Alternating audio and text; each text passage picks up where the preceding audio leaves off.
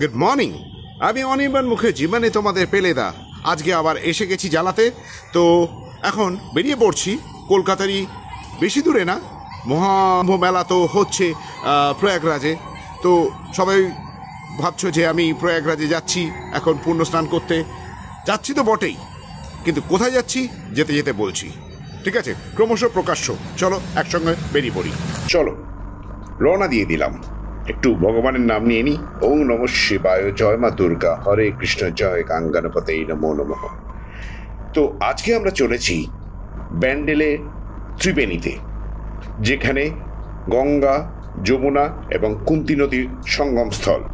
তো আমরা আস্তে আস্তে রওনা হই এবং আমি আজকে সল্টলেকের ভেতর দিক দিয়ে যাচ্ছি, কারণ বাইকে একদম তেল নেই। সামনে পেট্রোল পাম্প থেকে একটু তেল নিতে হবে, নিয়ে আমি বেরিয়ে পড়ছি। আমার রুটটা হচ্ছে নিউ টাউনের ভেতর দিক দিয়ে, হলদিরামের ব্রিজ ক্রস করার পর এয়ারপোর্টের পাশ দিয়ে নিউ ব্যারাকপুরের ভেতর দিক দিয়ে আমরা উঠব কল্যাণী এক্সপ্রেসওয়ে, এবং কল্যাণী এক্সপ্রেসওয়ে ধরে স্ট্রেট আমরা পৌঁছে যাব ব্যান্ডেল।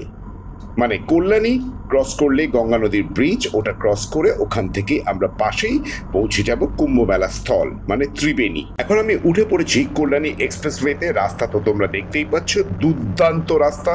ম্যাক্সিমাম জায়গায় 336 লেন, আর কিছু কিছু জায়গায় 224 লেন। ঠিক আছে, দ্যাট ইজ অ্যাপ্লিকেবল, কিন্তু কোনো অসুবিধা নেই। এবং আমার 100cc বাইক নিয়ে আমি যাচ্ছি। আমার স্পিড ম্যাক্সিমাম 70, তার বেশি আমি হাইওয়েতে স্পিড তুলি না। জানো, সেফটি জিনিসটা আমি বড্ড মেনটেন করি, কারণ বাড়িতে ফ্যামিলি ওয়েট করছে। প্রয়াগরাজে তো কুম্ভ মেলা হচ্ছে, কিন্তু আমার পক্ষে তো ছুটি নিয়ে, তো সেই অবস্থায় তো আমার পক্ষে ওখানে যাওয়া সম্ভব নয়। তো আমি কাছাকাছির মধ্যেই আমাদের ব্যান্ডেল ত্রিবেণীতে গিয়ে আমরা সঙ্গম স্থলে গিয়ে পূর্ণ স্নানের জায়গাটা ঘুরে আসি। পশ্চিমবঙ্গের মাটিতে দাঁড়িয়ে এই পূর্ণ স্নান কিন্তু 702 বছর অন্তর একবার হয়। প্রয়াগরাজে যেটা হয় 144 বছরে একবার। কতখানি মহত্ব দেখেছো? আশা করা যায় এখানে পুণ্যার্থীদের ভিড় প্রচুর পরিমাণে হবে। অবশ্য যারা এখানে দর্শনার্থী হিসেবে আসবেন, তারা হয়তো প্রয়াগরাজ গিয়ে উঠতে পারেননি, বা আমার মতন ছুটি পাননি। রাস্তার কন্ডিশনটা দেখতে পাচ্ছ, দুদিক দিয়ে বড় বড় ফ্লাইওভার উঠে গেছে। ডান দিকে কিন্তু কল্যাণী টাউন ঢুকে যাচ্ছে। তো তলা দিয়ে আমরা স্ট্রেট বেরিয়ে যাচ্ছি একদম গঙ্গা নদীর ব্রিজের দিকে, যে ব্রিজটার নাম ঈশ্বরীগুপ্ত সেতু। ঈশ্বরীগুপ্ত সেতু কিন্তু পুরনো ব্রিজ, কিন্তু তার পাশে আবার কিন্তু নতুন ব্রিজ তৈরি হচ্ছে। এই দুই দাদাকে জিজ্ঞেস করাতেই ওনারা আমাকে রাস্তাটা দেখিয়ে দিলেন। ঈশ্বরীগুপ্ত ব্রিজ থেকে নেবেই ডান দিকে ইউটার্ন নিয়ে রাস্তাটা আবার বাঁদিকে গেলেই ত্রিবেণী ঘাটটা পড়বে। তোমরা কিন্তু এটা কিন্তু খেয়াল রেখো যে কোথা দিয়ে ইউটার্ন নিতে হবে। রাস্তা ভুলো না, কারণ 2-1 দিনের মধ্যেই তোমাদের এখানে আসতে হবে পূর্ণ স্নানের জন্য। এই দুই দাদার কথা মতন আমি ব্রিজ থেকে ইউটার্ন নিয়ে ব্রিজের তলা দিয়ে আমি বাঁদিকে টার্ন নিয়ে ত্রিবেণীর দিকে রওনা হলাম। এই যে বাঁদিকে টার্ন নিতে হচ্ছে, এখানটা কিন্তু খেয়াল রেখো।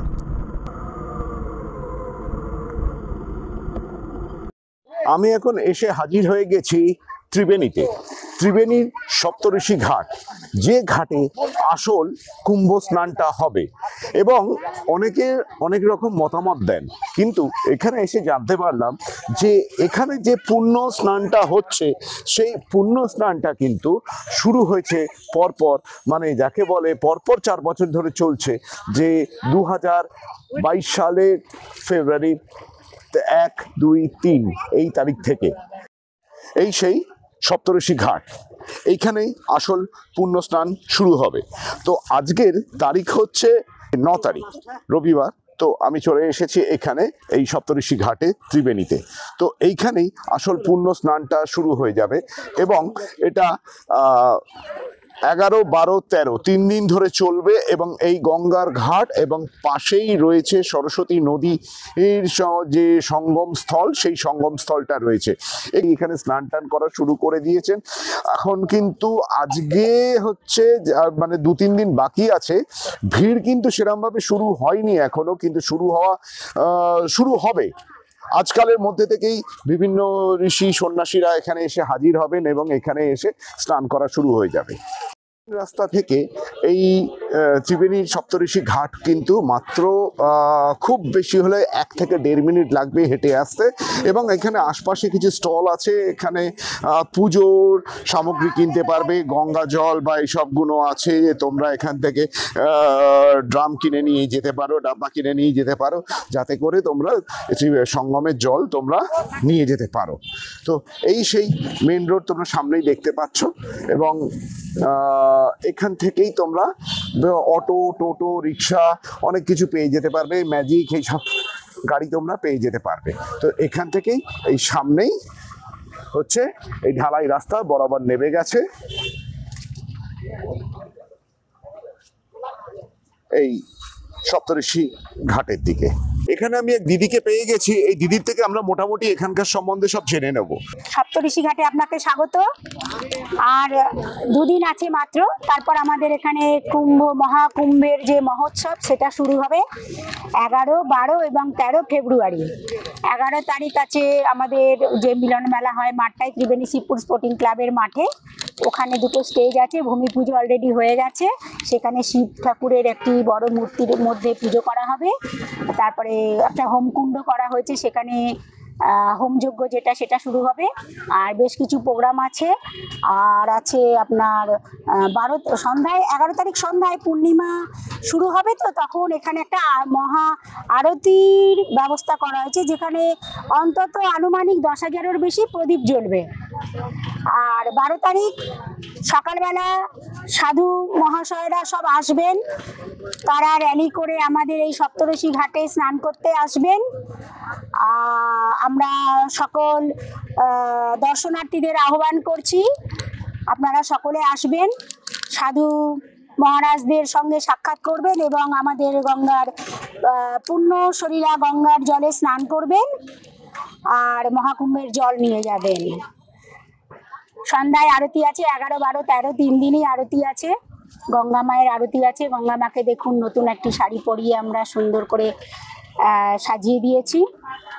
প্রত্যেক দিন এখানে আরতি হয়। শিবপুরের অধিবাসীরাই, বিশেষ করে মহিলারা এবং পুরোহিত থাকে, প্রত্যেক দিন এখানে আরতি হয়। আচ্ছা, এখানে আসতে হলে কোথায় নামতে হবে? ট্রেনে করে যদি আসে লোকেরা? ত্রিবেণী স্টেশনেও নামতে পারবে, হেঁটে আসতে হবে, কারণ ওই সময়টা একটু ইয়ে থাকে, আপনার গাড়ি আসতে দেওয়া হয় না। আর মগরা স্টেশনে নেমেও আসা যায়, বাঁশবেড়িয়া স্টেশনে নেমেও আসা যায়। আচ্ছা, শিয়ালদা হাওড়া 2 জায়গা থেকে ট্রেন? হ্যাঁ হ্যাঁ হ্যাঁ হ্যাঁ। এখন আমি এসে হাজির হয়েছি সপ্তঋষি ঘাটে গঙ্গা মায়ের যে ছোট মন্দির বানানো আছে সেইখানে।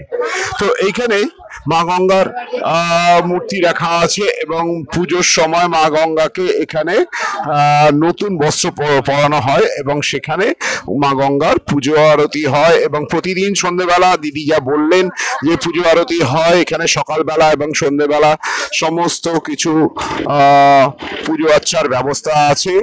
তো তোমরা দেখতেই পাচ্ছ মা গঙ্গার মূর্তি এখানে রাখা আছে, এবং এখানেই সবকিছুর ব্যবস্থা আছে। ঠিক আছে, তো পাশেই গঙ্গা নদী দেখতেই পাচ্ছ। তো নতুন করে আর কিছু বলার নেই। হয়তো আমরা প্রয়াগরাজে কুম্ভ মেলায় যেতে পারিনি ঠিকই, কিন্তু আমরা ওখানে বেশি পুণ্য হয় লোকে বলে, কিন্তু কতখানি পাপ পুণ্যর হিসেব তো আমি বলতে পারবো না। তবে আমরা এখানে যেখানটা এসে হাজির হয়েছি এখানেও পুণ্য সঞ্চার যথেষ্ট হয়। তো এখানে সবাই স্নানও করেন, এবং ঘাটটা বেশ সুন্দরভাবে বাঁধানো রয়েছে। আমি আর একটা ঘাটের দিকে এগিয়ে চলেছি। তো এই জায়গাটা একটু নোংরা ছিল, দেখতেই তো পাচ্ছি, কিন্তু এই জায়গাটা এখন মাটি ফাটি ফেলে এখন উঁচু করে ব্যবস্থাটা করেছে সবাই। তো একটু নিচের দিকে তাকিয়ে হাঁটতে হচ্ছে, তা নাহলে কোথায় যে হোঁচট খেয়ে যাবো আমি নিজেও বলতে পারছি না। তো এখন আর একটা ঘাটের দিকে আমি এগিয়ে চলেছি, এবং সেখানটা যাই, তারপর দেখাচ্ছি তোমাদেরকে। আরো জানতে পারলাম যে এই ঘাটের নাম হচ্ছে অভয়ানন্দ আশ্রমের ঘাট। তো সেই ঘাটের সিঁড়ির কাছে একদম দাঁড়িয়ে আছি আমি এখানে। তো একজনের উপর মনে হচ্ছে অত্যাচার করা হচ্ছে ঠান্ডার মধ্যে স্নান করিয়ে দিয়ে, কিন্তু সামনে ঘুরে দাঁড়াবেই না, ডিটারমাইন্ড একদম, গামছা পরবে তবেই ও ঘুরে দাঁড়াবে বলেছে। এই এদিকে তাকা, এই এবার গামছা পরেও তাকাবে না ও।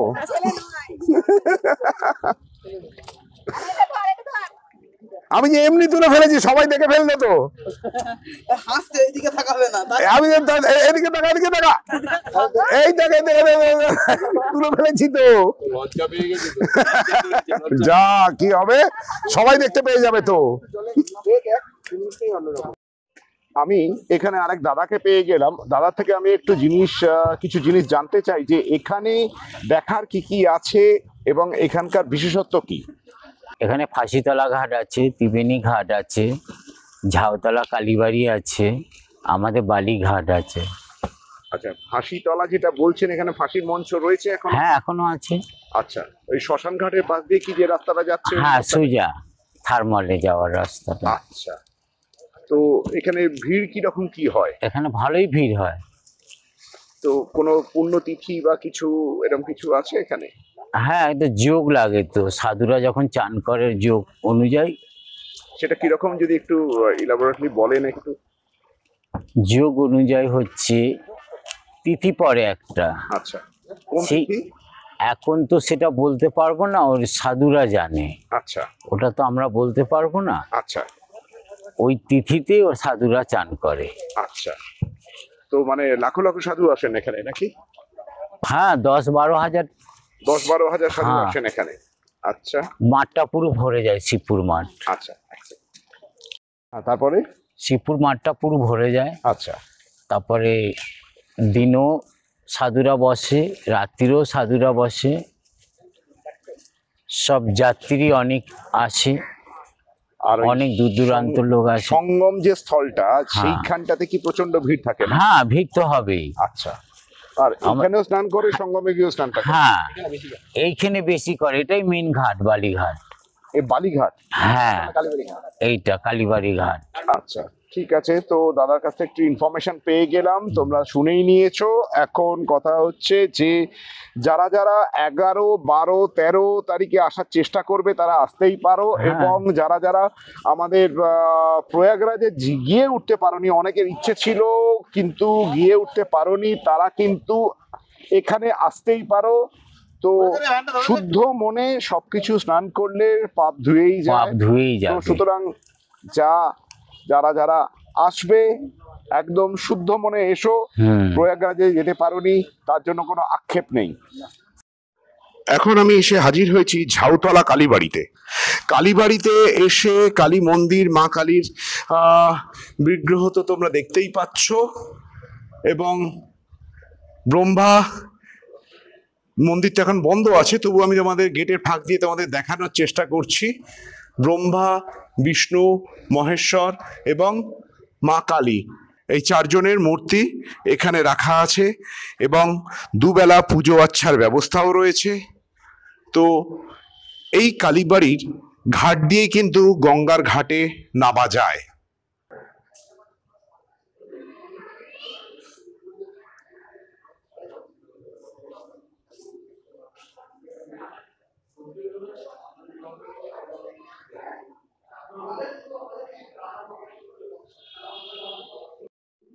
এখন আমি এসে হাজির হয়েছি স্বামী অভয়ানন্দ গিরি পরমহংসের মন্দিরে। এখানকার গুরুজি এবং ওনার ওয়্যাক্স মূর্তি এখানে রাখা রয়েছে, এবং প্রচুর দর্শনার্থী আসেন এখানে। ওনার সমাধি মন্দির এখানে লেখাই আছে, তো সালগুনো মেনশন করা আছে, তোমরা একটু দেখে নাও। মন্দির থেকে বেরোলেই সামনে ঘাট, এবং ঘাটের জায়গাটা বেশ পরিষ্কার পরিচ্ছন্ন রয়েছে। এখন আমি এসে হাজির হয়েছি ত্রিবেণীর সঙ্গমে, যেখানটাতে সরস্বতী নদী গঙ্গা বা ভাগীরথীতে এসে মিশেছে। তো সেই জায়গাটাতে আমি এখন এসে দাঁড়িয়েছি, তো তোমাদেরকে দেখাচ্ছি সেটাও। সামনেই দেখতে পাচ্ছ গঙ্গা বয়ে চলেছেন, গঙ্গা নদী বয়ে চলেছে, এবং এর পাশ দিয়ে এই জায়গাটা সরস্বতী নদী বেরিয়ে এসছে, এবং এসে এই জায়গাটাতে একদম মিশেছে। তো দুটো জলের কালার কিন্তু আলাদা করে বোঝা যাচ্ছে না যে এখানে মিশেছে, যেটা আমরা প্রয়াগে গিয়ে দেখতে পাই দুটো জলের কালার আলাদা, কিন্তু এখানে সেই কালারটা বোঝা যাচ্ছে না। তো এখন সরস্বতী নদী আরো চওড়া হওয়া উচিত ছিল, কিন্তু এই জায়গাটাতে এখন এই সরু খালের মতন অবস্থাতেই দাঁড়িয়ে আছে, তবু নামে তো সরস্বতী নদী। তো এই জায়গাটাতে সঙ্গম হচ্ছে। এখন আমি এসে হাজির হয়েছি ত্রিবেণী মহাশ্মশানে। আগে এখানে কাঠের চুল্লি ছিল, কিন্তু এখন এখানে ইলেকট্রিক চুল্লিতে পরিণত হয়েছে। আমি মহাশ্মশানের ভেতরে এখন দাঁড়িয়ে আছি এবং এটা জানা যায় যে এইখানকার চুল্লি মানে কাঠের চুল্লি, এই চুল্লি নাকি কখনো আগুন নেবে না। আগুন জ্বলছে, তো সেই বিষয়ে যদি একটু আমাদের বলেন। এই আগুনটা সাধারণত বলা থাকে যেটা রাবণের চিতা। আচ্ছা, ঠিক আছে। আর এই আগুনটা কয়েক পিঁড়ি ধরে জ্বলছে। আচ্ছা, ঠিক আছে। এই সম্বন্ধে আরো বেশি বলতে পারবেন এখানকার যারা সাধু বাবারা আছেন, আচ্ছা, তারা ভালো বলতে পারবেন। এক পুরোহিত এইটা সৃষ্টি করে, এই নিম গাছ লাগায়। তারপরে কত বছর আগে? বহু বছর আগে, বহু বছর পুরানো। হ্যাঁ, বলতে আমি যত শুনেছি 600-700 বছরের। হ্যাঁ, পুরানো, বহুত পুরানো। আচ্ছা, এই ত্রিবেণী ঘাট এখানে সেই বেণীবাজার পাড়ার ওখানে এখানে আসতো। ওখানে ওই পরিবারেরই যত মুখার্জি বন্দ্যোপাধ্যায় সব পেনাদের এইখানে দাহ করা হয়। আর এটাখানে রাবণের সীতা এবং ধনী বলেই এটা উৎসর্গ করা হয়। এখানে হোমযজ্ঞ হয়। আমি এখন চলেছি বেহুলা লক্ষিন্দরের কাহিনী অনুসারে যে নেতিদোপানির ঘাট সেইখানে। তো রাস্তাটা শ্মশানের পাশ দিয়েই চলেছে, তো ওখানে আমি যাই, গিয়ে তোমাদেরও দেখাচ্ছি। এই সামনে তোমরা দেখতেই পাচ্ছ নেতিদোপানির ঘাট, মা মনসা মন্দির, নেতা ধোপানির পুকুর, ত্রিবেণী ঘাট, হুগলি। তো দেখি ওখানে নিচে যাই, গিয়ে এখানে কোথায় একটু কোনো পাথর রাখা আছে বলছেন, তো একবার দর্শন করে আসি। এই হচ্ছে নেতিধোপানির পুকুর। মেনটেনেন্সের বড়ই অভাব, পানা জমে আছে এখানে। পাশেই একদম গঙ্গা, এবং এই মন্দিরের মধ্যে যে পাথরে, এই যে তোমরা দেখতে পাচ্ছ যে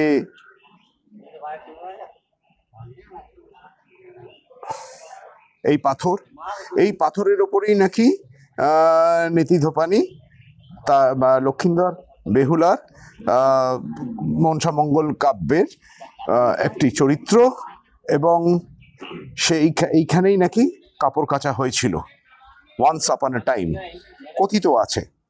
তো সত্যি মিথ্যে তো বলতে পারবো না, সবাই যা বলছেন আমিও তাই মানছি। এবং এখানে মা মনসার মন্দিরও রয়েছে, দেখতেই পাচ্ছ, মূর্তিও স্থাপন করা রয়েছে। শোনা যায় এই বটগাছ নাকি সেই সময়কারী বটগাছ। সামনেই দেখা যাচ্ছে জগন্নাথ মন্দির। তো এখানে সমস্ত দেবদেবীদের মূর্তি এখানে রয়েছে, তোমরা দেখতেই পাচ্ছ, আলাদা করে বলে দিতে হবে না। এবং পাশেই রয়েছে জগন্নাথ মন্দির, এবং জগন্নাথ বলরাম সুভদ্রার বিগ্রহ তো এখানে রয়েছে, তোমরা দেখতেই পাচ্ছ, এবং সিংহর মূর্তি পাশে রয়েছে, এবং এই ঘাটটি বেশ পরিষ্কার। আমি আরেকটা ঘাটে এসেছি এবং দুজন সন্ন্যাসী ঋষি মহারাজের দেখা পেয়েছি আমরা। তো এবং ওনাদের কাছ থেকে জানতে পারলাম ওনারা কুম্ভ মেলাও দর্শন করে এসেছেন এবং বিভিন্ন জায়গার তীর্থক্ষেত্র ওনারা ঘুরে বেড়ান। তাহলে একটু ওনাদের সঙ্গে একটু কথা বলে নেওয়া যাক। তো আপনারা যে এখানে এসছেন, তো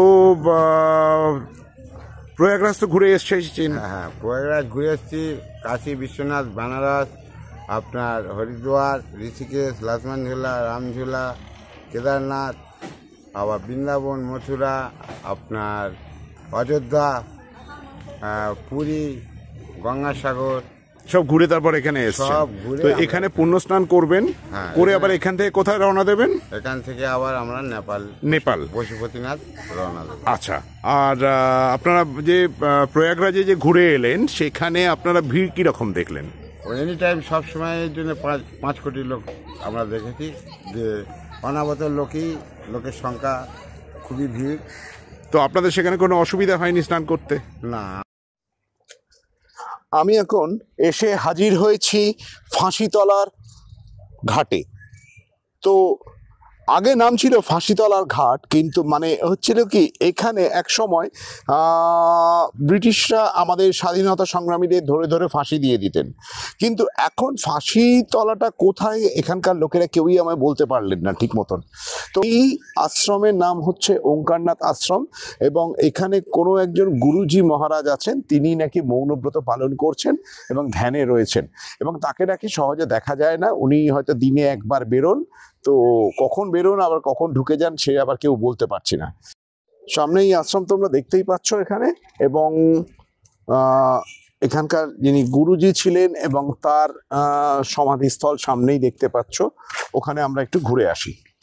এখানকার গুরুদেব, আমি নামটাও ঠিক জানতে পারছি না গুরুদেবের নাম, যাই হোক প্রণাম করি ওনাকে, ওনার সমাধিস্থল। সামনেই দেখতে পাচ্ছ কালী মন্দির, কালী মায়ের মূর্তি রয়েছে।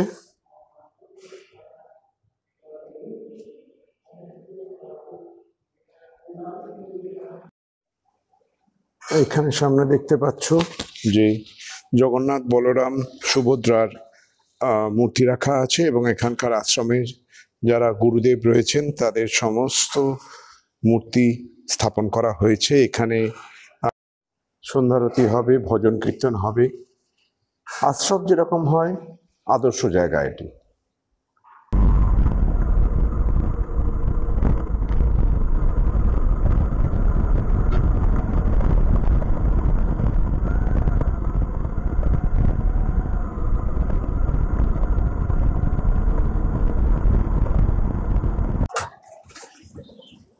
এখন আমি এসে হাজির হয়েছি কুন্তি ঘাট।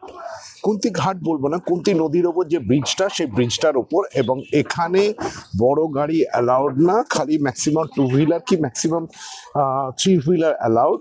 এবং এই ব্রিজটা হচ্ছে কাঠের ব্রিজ, এবং তলা দিয়ে বয়ে চলেছে কুন্তি নদী, এবং সামনে একটি কিছু পিলার মতন দেখা যাচ্ছে, সেটা কিসের আমি নিজে বুঝতে পারছি না। এখানে জিজ্ঞেস করেও মানে কোনো সদুত্তর পাইনি আমি ওটার। তবে এই কুন্তি নদী সামনে গিয়ে গঙ্গাতে গিয়ে মিশেছে। এখন আমি চলে এসেছি কুন্তি নদীর ব্রিজের উপর। এই ব্রিজটি লোহার তার এবং তলাটা কাঠ দিয়ে তৈরি। এর উপর ম্যাক্সিমাম বাইক এখন সেটা খুব ভেঙে চুরে বেশি হলে এর উপর দিয়ে একটা ভ্যান রিক্সা যেতে পারে, 4 চাকা তো অ্যালাউডই না। তো এই পাশে ট্রেন লাইন দেখতেই পাচ্ছ, এই যে ট্রেন যাচ্ছে দেখতেই পাচ্ছ তোমরা।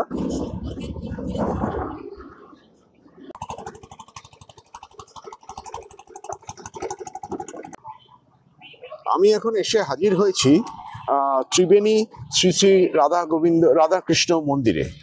তো রাধাকৃষ্ণ বলো, রাধা গোবিন্দ বলো, একই তো, কৃষ্ণের তো অনেক নাম। তো এই মন্দির বিড়লাদের দ্বারা স্থাপিত হয়েছে। রাধাকৃষ্ণর মূর্তি এখানে স্থাপন করা হয়েছে, এবং খুব সুন্দর মূর্তি। ত্রিবেণী দর্শন করতে এলে অবশ্যই রাধাকৃষ্ণ মন্দির একবার ঘুরে যেও। এখন আমি দাঁড়িয়ে আছি ত্রিবেণীতে, মানে ত্রিবেণী হুগলি জায়গাটা, ব্যান্ডেল থার্মাল পাওয়ার ইউনিটের সামনে। এখান থেকেই মনে হয় আমাদের কলকাতাতে কারেন্ট সাপ্লাই হয়। মেবি আমার ইনফরমেশনটা ভুল হতে পারে, যদি ভুল হয় তোমরা একটু কমেন্টস করে শুধরে দিও। এখান থেকে আমি এখন তাহলে বেরোচ্ছি, রওনা হচ্ছি, আবার যা রাস্তায় যেতে যেতে দেখা হবে।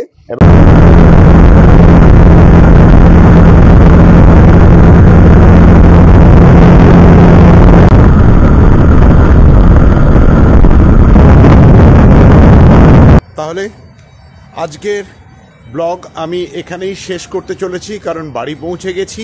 তো আর নতুন করে বলার কিছু নেই। তাহলে যদি তোমাদের ভিডিওটা ভালো লেগে থাকে তাহলে টাক করে একটা লাইক দিয়ে দাও, আর যদি আরও বেশি ভালো লেগে থাকে তাহলে তোমরা একটা কাজ করে নাও, যে রয়্যাল বেঙ্গল রাইডার ফ্যামিলির মেম্বার হয়ে যাও, এবং ভিডিওটা বন্ধু বান্ধবদের মধ্যে একটু শেয়ার করে দাও, যাতে যারা যেতে পারেনি কুম্ভ মেলায়, যারা ত্রিবেণীতেও যেতে পারছেন না, তাদের মধ্যেও একটু শেয়ার করে দাও। তাহলে আমার ব্লগটা আজকে এখানেই শেষ করছি। দেখা হবে আবার নতুন অন্য কোনো ব্লগে। নমস্কার।